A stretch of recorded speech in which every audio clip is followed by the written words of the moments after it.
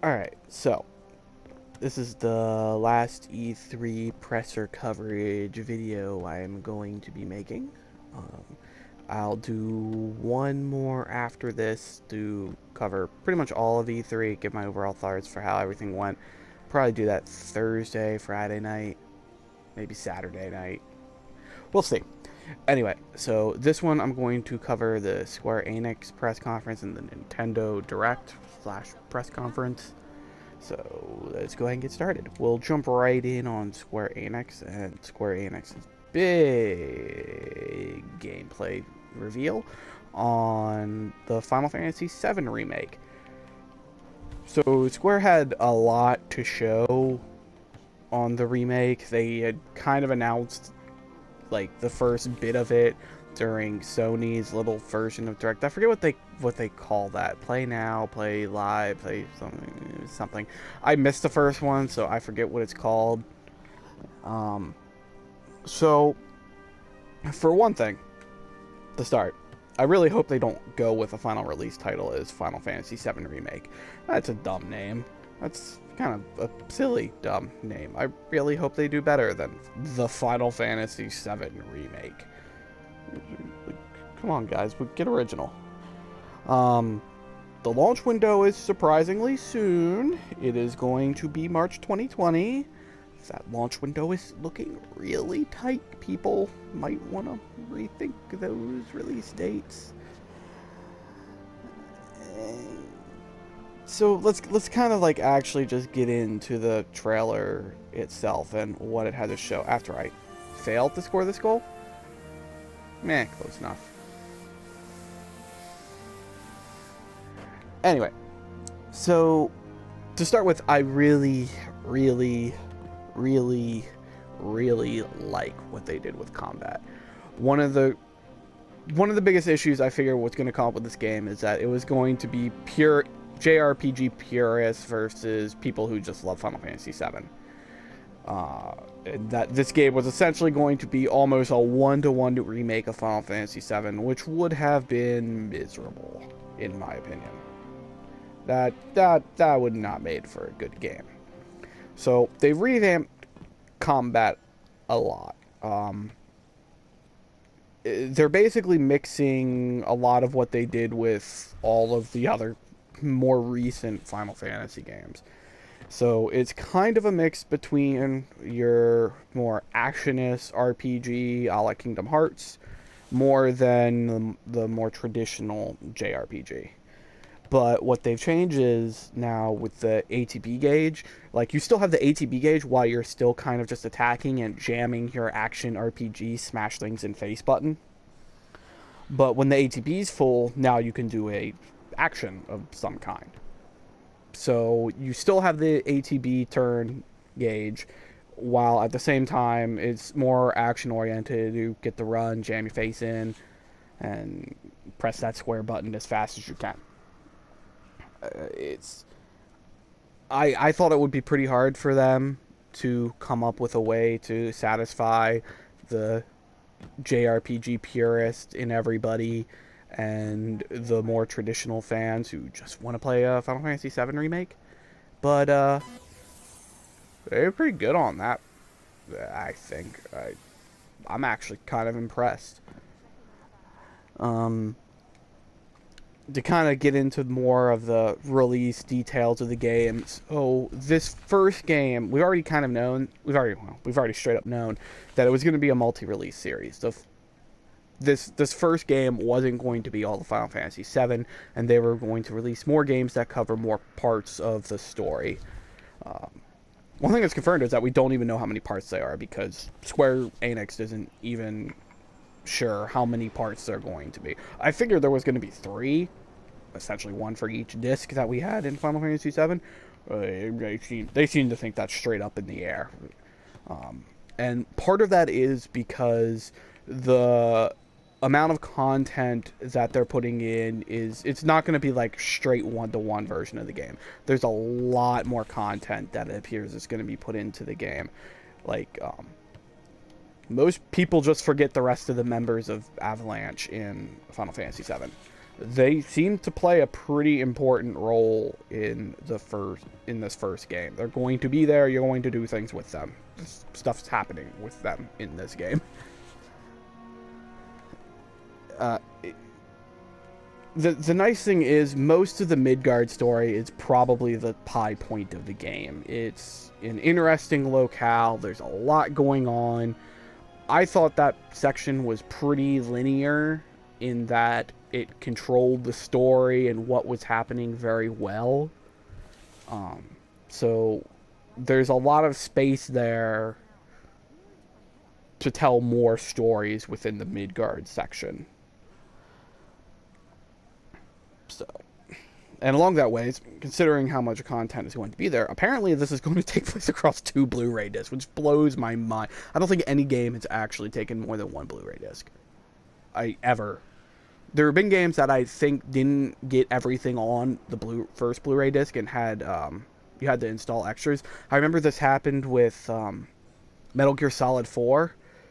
Metal Gear Solid 4, you actually had to, I believe, download some of the voiceovers, because the game had like so many voiceovers that it just was so much data that was spent on character voices. And if you've played a Metal Gear game, you know it's like 2 hours of gameplay and about 40 hours of story.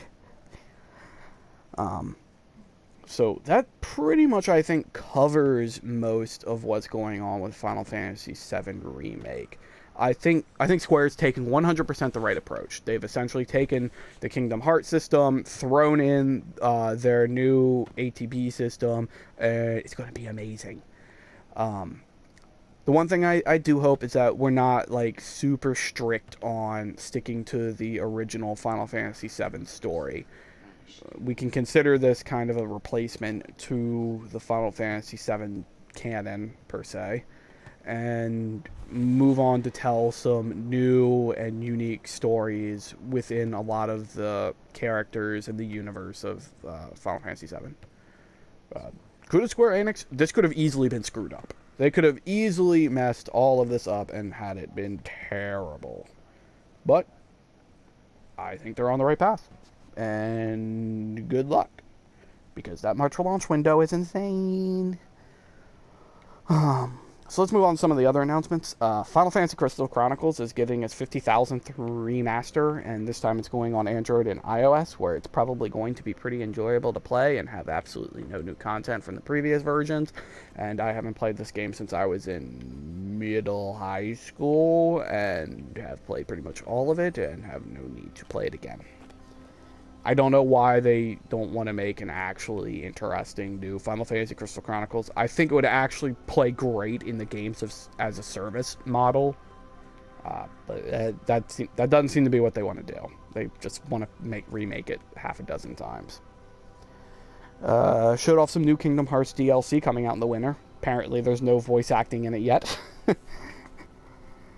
As I roll my eyes. Last Remnant is coming out on Switch. Did I make it sound like that's coming in the future? Because it's already out on the Switch. They just released the Last Remnant remaster on Switch. Kind of surprising to me. Some background on Last Remnant. Last Remnant's an interesting game. So a while back in the PS3 360 era, Square Enix took the Unreal Engine and made a handful of games using the Unreal Engine, specifically meant to be released on the 360, but were also brought to the PS3 mostly, some more than others. Last Remnant was one of those games. Last Remnant had a incredibly unique combat system. If you really like your JRPGs, this actually is a pretty good game to check out. It's also available on PC if you want to play it on PC, but this is Switch, and we all know every game is better on Switch. It's very JRPG grindy, so if you don't like JRPGs, you probably won't enjoy it that much. I've always wished this game got a sequel. A lot of the issues with the game probably wouldn't come out of the game if it was made in today's kind of more modernized gameplay. It wouldn't be nearly as hardcore grindy. There's actually a point in the original game where you can essentially soft lock, where you get to a fight that's pretty much impossible to win because of enemy scaling, and like you can't go any further. I don't think I did that. See, I beat the original 360 version, which is like basically hard mode because that game is stupid brutal. Remastered is like a lot easier, and you get to have more actual like party members rather than mob characters. But you know, I've digressed enough about this game. I really wish it had a sequel, if you haven't noticed. So I'll move on from there and like wish to the stars that one day it gets a sequel. When it kept getting remasters and re-releases, I was like, man, this game's gonna get a sequel one day, and it just doesn't. It makes me sad. Makes me sad. Okay, so Final Fantasy XIV Shadowbringers, they had a whole bunch of trailers. People who actually play this game apparently lost their minds on this trailer because there was a huge spoiler in the trailer. I haven't played Final Fantasy XIV in... oh, geez, how long has it been? Ah, geez, we gotta go back really far. Geez. I'm gonna go with 8 years? At least 5 to 8 years since I played Final Fantasy XIV. So, oh, and by the way, I played OG release Final Fantasy XIV before Realm Reborn, when that game was absolute dog shit. Yeah, I remember. Pepperidge Farm remembers. So next, Outriders from People Can Fly. That game is coming out summer 2020. There was no gameplay on it. The general assumption seems to be it's going to be a co-op looter shooter. I don't know what else to expect. They really didn't show much outside the fact that it's going to be a sci-fi shooter co-op game. So most people have just assumed it's going to be a looter shooter. They said we're going to get more info this winter. We'll see. Now for more shocking announcements. The Saga franchise is coming back stateside. Romancing Saga 3 is getting a remake. Still is weirdly going to be in the SNES style, but it's getting a remake. And is coming out on pretty much all platforms. Also, Saga Scarlet Grace, which was originally a Wii title, is getting... I couldn't tell whether it was a port or a remaster, but that too is getting launched on all systems. It kind of looks very like a mobile port to me, but that could have been the original game because the Wii did have a whole bunch of touchscreen controls. Anyway, that was a shocking announcement that we're actually getting Saga games again. I think the last Saga game we got stateside was like Romancing Saga 3? 2. God, that would have been like... That would have been before Square Enix. No, it would have been the very first title under Square Enix. The very first title. So like just after Kingdom Hearts. Oh man, that would have been so long ago. Anyway, new title from Tokyo RPG Factory. I believe this was announced a couple months ago, but I'm trying to pronounce this right. Oninaki, maybe. Action RPG, top down, track down spirits, sending them to their final rest. Looks interesting enough. Tokyo RPG Factory has previously been doing mostly straight RPGs, and this is pretty clearly an action RPG. So we'll see. There's some gameplay on it, but there's not much to be said about the story yet. To everyone's kind of surprise, for reasons I'll explain in a second, Final Fantasy VIII is getting a remastering coming out this year. This surprised everyone because it was kind of most people's understanding that the original code for Final Fantasy VIII was lost to time. So the odds of us getting a remaster of it was very unlikely. So all we really had was the original PlayStation version and the PC port. I believe there was a PC port. It was a Final Fantasy VII PC port, so I just assumed that there was a PC port for Final Fantasy VIII. Yeah, I think there was a PC port. Anyway, so it's kind of unclear what remaster means. There's a bunch of images online about character models have been significantly, like impressively revamped to be more modern. But outside that, I'm not quite sure what else has been remastered with the game. It's always nice to see my favorite Final Fantasy game getting remastered. There are dozens of us. Dozens. Last but not least, we have the Marvel Avengers trailer. So we knew Crystal Dynamics has been working on a Marvel game, and they brought it off to show to everyone. Comes out May 2020. One of the more interesting things about it, it was really hard to tell what was a cinematic and what was gameplay. I think a lot of things I thought were cinematics were actually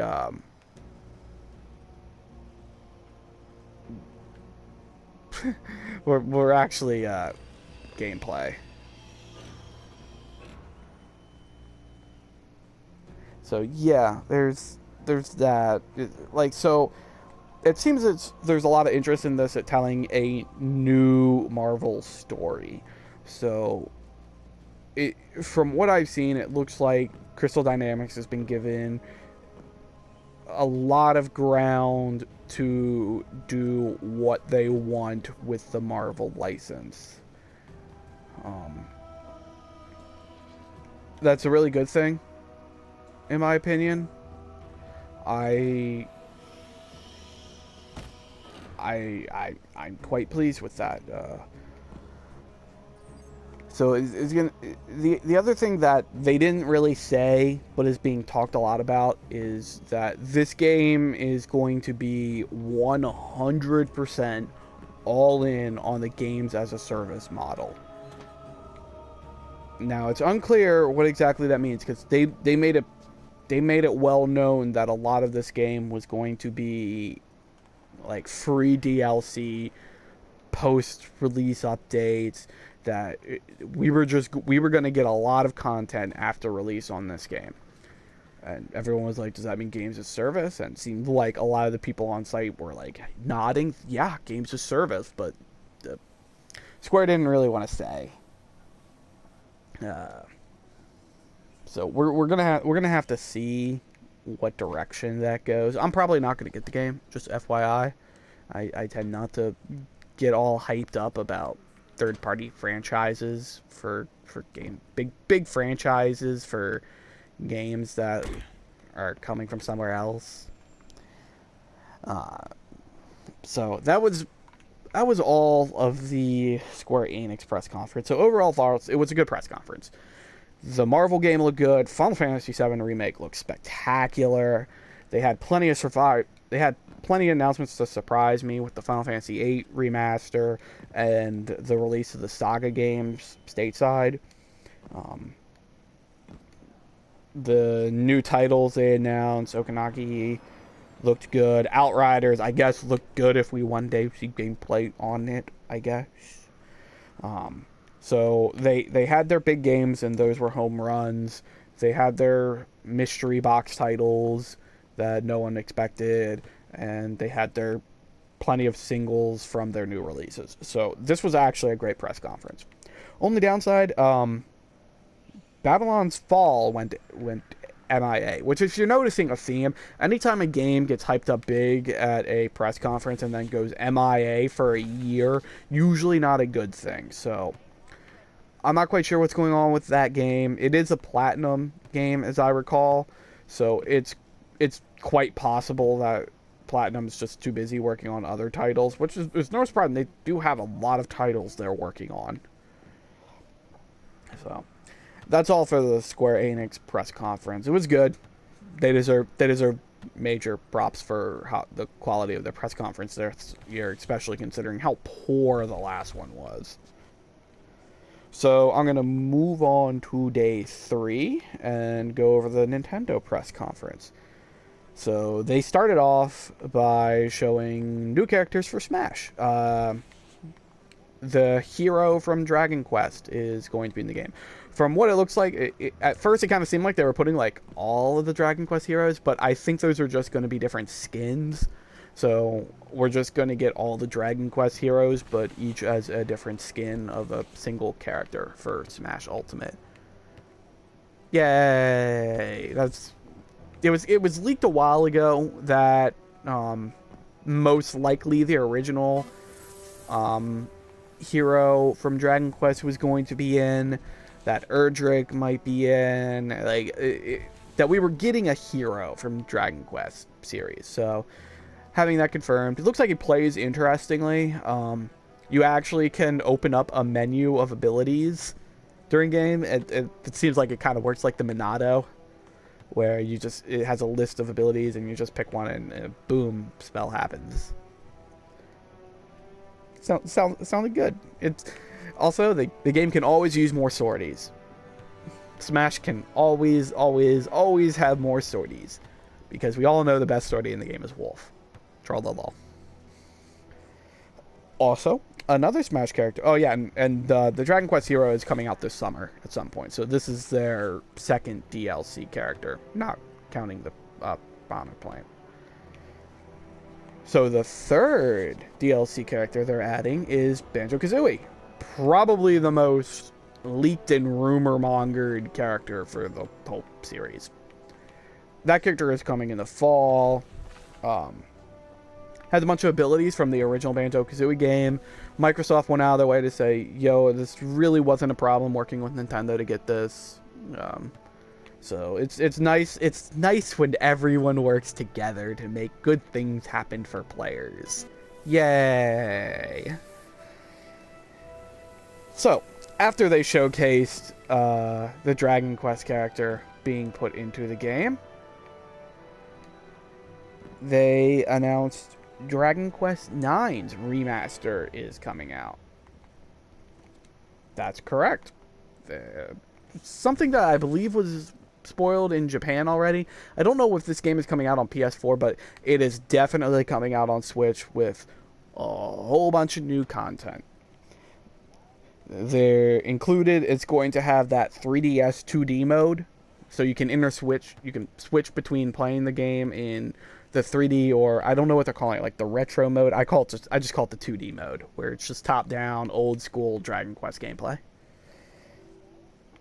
All the characters are getting their own little personal side stories, which is cool, because that was something I thought that was kind of lacking. Like, all the characters had their own kind of moments in the story, but a lot of their backgrounds weren't overly well fleshed out. So I think that's a great touch to the game.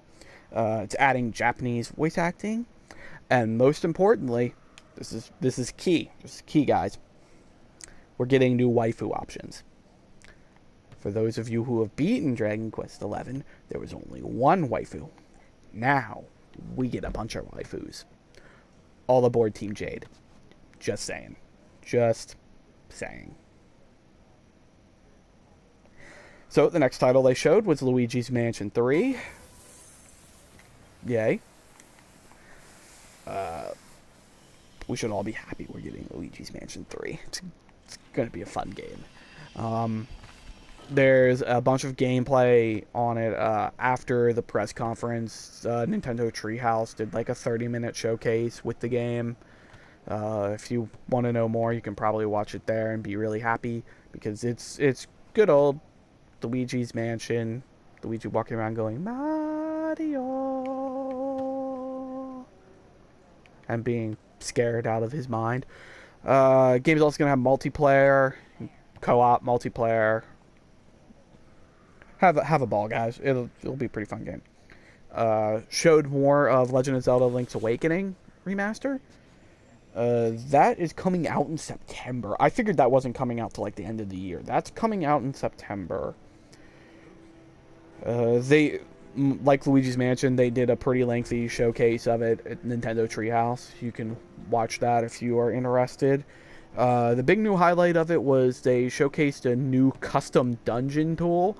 A lot of people seem to be hyped. It's like, oh, we get a Zelda Mario Maker style dungeon maker tool? Sounds awesome. I don't think that's exactly what this is, but that seemed to be what the direction they're going towards with it. It seemed to me to be more of a dungeon that you make and clear yourself to get items that are helpful on your story. It didn't seem like it was something you shared, but I don't know why you wouldn't share it. But then again, this is Nintendo. Who the hell knows what they're doing with online play and co-op? Who knows what they're doing with online stuff? Next, more shocking news. Always good to have shockers. Trials of Mana remake is coming out in 2020. Trials of Mana, like, dude, let me get my shock face on it, man. That was really surprising to me. So, this is a remake of the original Trials of Mana, which is the, if I'm correct, third game in the Mana series. The first being Final Fantasy Adventure for the Game Boy. The second being Secret of Mana, and the third being Trials of Mana. So the first one was remade on the Game Boy Advance as Sword of Mana, and later brought to, I think, iOS as Adventures of Mana. The second, Secret of Mana, that was recently remade and released exclusively by GameStop, if I recall correctly. But you can always download that from wherever. I believe it's on eShops if you want to get it. So what's notable about Trials of Mana is Trials of Mana never came out stateside. It was released on the SNES and never saw the light of day in the US. So we're getting the remake of a game that was never released in the US. Next up, did I say that game was never released in the US? Apparently, I officially lied, because now it is getting released in the US in the Collection of Mana series, which is on the Nintendo eShop right now, but I believe is also getting a physical copy because I spotted it on Amazon for $40. It comes with the original 3 titles, so Final Fantasy Adventure, Secret of Mana, and a now localized version of the SNES, Trials of Mana.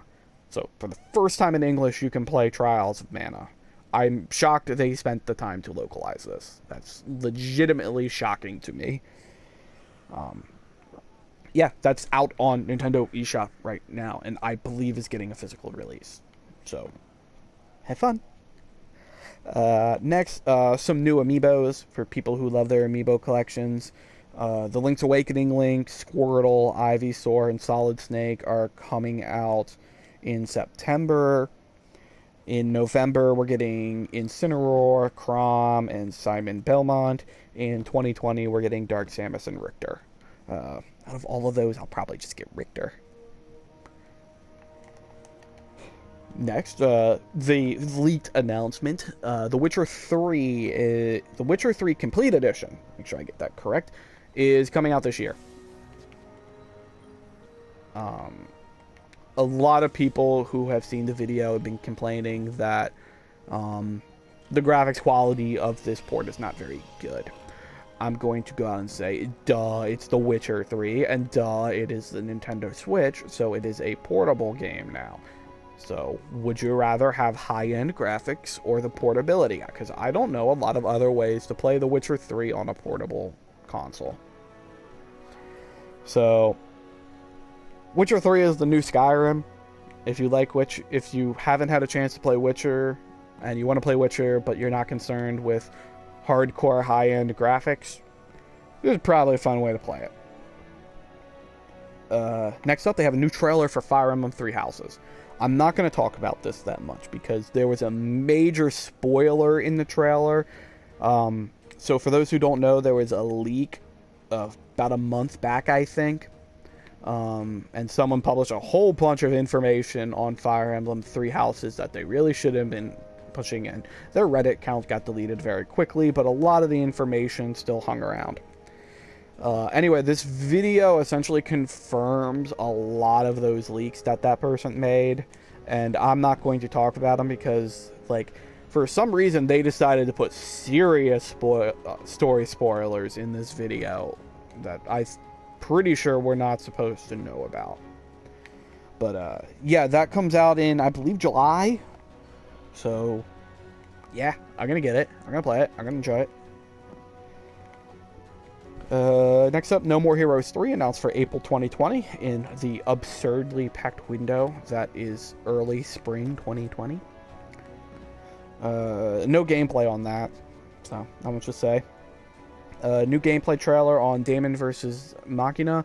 I imagine that Nintendo Treehouse will do a bit of gameplay around that because the game is set to come out on September 13th, 2019, so it's coming out pretty soon. My understanding is that the reason it took a while was because they took a lot of the feedback that they got from the demo that they had. I guess that was about 6 months ago or something, somewhere around those lines.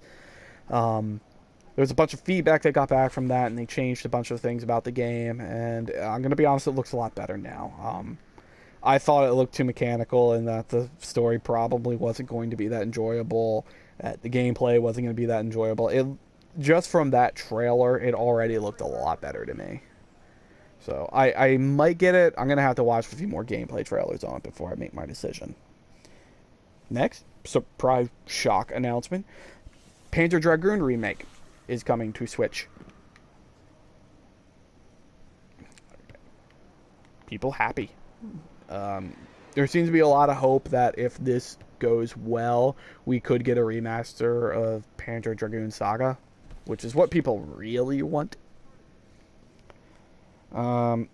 Next, I'll talk a bit about Pokemon Sword and Shield. I know they had their Nintendo Direct, but they also did a showcase in the Treehouse where they unleashed a bunch of information upon the world. So there was like about a 20-25 minute gameplay session at the Treehouse. I'll kind of summarize it, but if you want to watch, you can watch it there. The big thing is players will now appear in the wild areas. So, like, if you have multiple people can just be running around the wild areas, actual, like, player characters. And you'll get, like, announcements there from people who are interested in making trades and the like. In order to initiate a max raid battle, there are what they're calling Pokemon dens, big rays of red light that come out, and you just walk up to them, say you want to have one, and you want to battle it, and everyone you meet up with a bunch of people and you go to a max raid battle. The other thing that came about was to start with, I'm not sure exactly how this is happening, but I think Pokemon Bank is kind of being retired and becoming Pokemon Home. I'm not really clear on what's going on there with that. I think there's an issue with legacy hardware between moving everything from Pokemon Bank to Pokemon Home. For those who don't know, Pokemon Bank is a subscription service that allows you to hold all of your Pokemon from every game from... See, here's where I'm confused, because I don't think you can do it for Black and White. So you can't do Gen 5. So it's Gen 6 and Gen 7, if I'm correct. But you can also put in Pokemon from the 3DS eShop releases of Pokemon Red, Blue, and Yellow. I believe that is the case. Don't quote me on that, but that seems to be one of the things they're doing with Pokemon Bank and Pokemon Home. The other thing that they're doing with Pokemon Home, so you will not be able to transfer Pokemon from Pokemon Home into Pokemon Sword and Shield unless that Pokemon is in the Galar Pokedex, meaning that the number of Pokemon in Sword and Shield is limited on release. There's going to be certain Pokemon that just will not be playable in Pokemon Sword and Shield. Their explanation for that was twofold. One was balance issues, and two was development time issues. I'm more certain it's the latter than the former, because they have never given two shits about balance in Pokemon at all. At all, in any way, shape, or form. So, more than likely, there's development time issues that are leading them to not put in all the Pokemon in Pokemon Sword and Shield. I would not be surprised if that gets resolved one day in a patch. So, when Pokemon Sword and Shield releases, we're going to have a limited set of Pokemon that we can transfer from Pokemon Home. I suspect one day it'll get patched and all the Pokemon will be in Pokemon Sword and Shield, because that's just the generation of gaming we live in.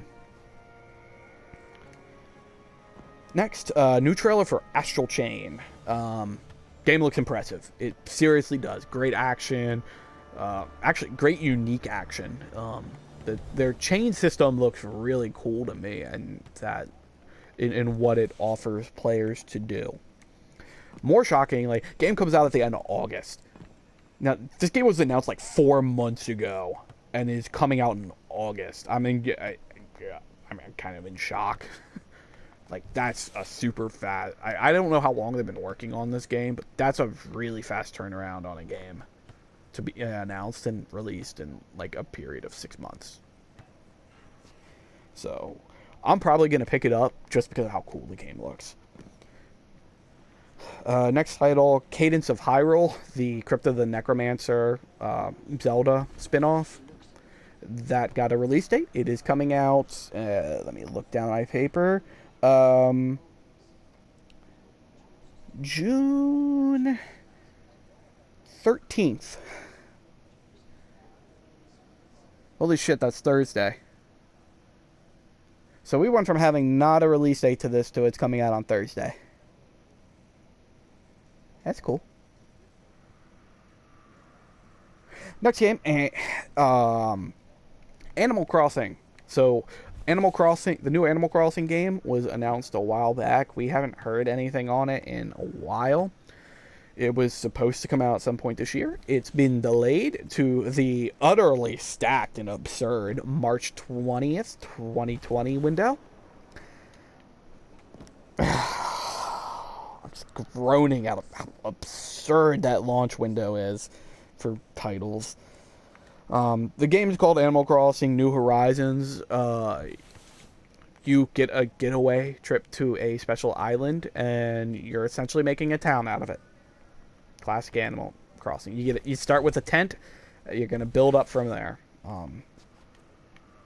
It's Animal Crossing. Like, if you played Animal Crossing, you know what you're getting into. If I have to explain Animal Crossing, you probably don't get Animal Crossing. And lastly, the big surprise. Well, not really big surprise. Everyone kind of wanted it, but no one thought it was going to happen. I guess that's the way I'll put it. Nintendo announced they're working on a sequel to Breath of the Wild. So I would assume, like, the way Majora's Mask is to Ocarina of Time. Guys, this is huge. This is big. This is big. Breath of the Wild is one of the best Zelda games ever made, if not the best Zelda game ever made. And we're getting the sequel to it, guys. Guys, get hype. This is good. Anyway, it appears it's pretty early in development. I wouldn't expect to see it for a while. Well, probably, let me put it this way. We may or may not see it next E3.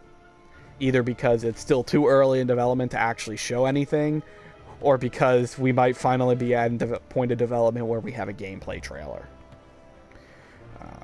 So I think the thing to note on this is that it does appear like Zelda is going to play a pretty important role in this one, which is good to see. I thought if you play Breath of the Wild is kind of a really depressing story, which is an odd turn for the Zelda universe. But if you play the game, it's really sad. And what's kind of gone on with Zelda throughout the tale is really depressing. But she gets to be one of the main characters in the story, I think. We can be hopeful. So that's all for the Nintendo press conference. My overall thoughts, this was the best press conference at E3. Square Enix was close, but this was really, really good. Probably better, in my opinion. I give them my E3 victory banner. Have fun. Enjoy it. They had plenty of surprise announcements like Panzer Dragoon and the Mana series, a bunch of new gameplay footage, and their big reveals in Animal Crossing, Zelda. I'm really happy with how this went. I was also really surprised at just how many titles they showed that are coming out in like August, September. There's a lot of games that I kind of thought were coming out like soonish, but figured we're going to get winter releases. Nintendo has like nothing coming out this winter besides Luigi's Mansion. Like that seems to be the only title they really have coming out this winter. All their other titles are either coming out early spring or early fall, late summer. I I can't blame them because the winter window has always been just ginormous, and you can kind of get you could get pushed out if you have a big release there. Respawn. Respawn. There there were some downsides here. Bayonetta 3 didn't show up.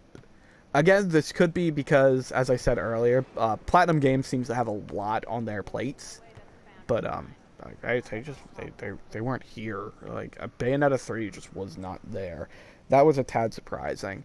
I secretly hoped we'd get a new announcement for a Monolith Soft game, but I didn't expect us to get a new announcement from a Monolith Soft game.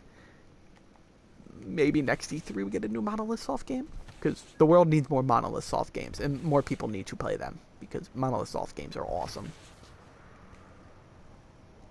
Also, if you were expecting Metroid Prime 4, then you shouldn't have expected a Metroid Prime 4. That game is kind of in a development hell. Well, it was in a development hell. Kind of some background there. They had it at, I believe, a Japanese studio. I don't recall which one. But basically, Nintendo was trying to develop it internally, and development was not going particularly well.